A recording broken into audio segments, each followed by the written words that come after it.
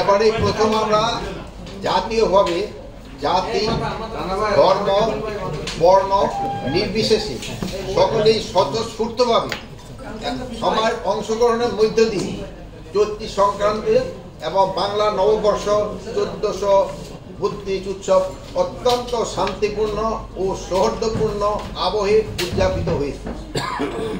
বাঙালি ছাড়াও 26টি জাতিগোষ্ঠীর অংশগ্রহণে পহেলা বৈশাখের অনুষ্ঠান বর্ণিল বৈচিত্র্যময় করেছে এবং এতে নতুন মাত্রা যোগ করেছে। সকলের সার্বিক সহযোগিতা এবারের উৎসবে আইন শৃঙ্খলা পরিস্থিতি ছিল অত্যন্ত ভালো। সবাই নিরাপদে নির্বিঘ্নে উৎসব উদযাপন করতে পেরেছে। এই জন্য আমি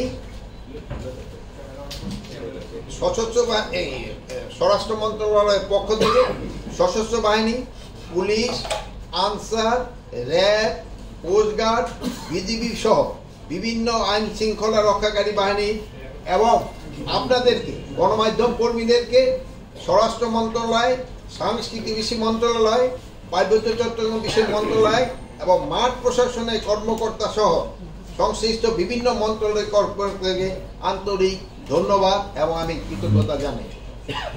সবাইকে ধন্যবাদ জানাই আমাদের সাধারণ জনগণকে, যারা নিয়ম কানুন মেনে এবং সার্বিক সহযোগিতা করে এই উৎসবে সামিল হয়েছে।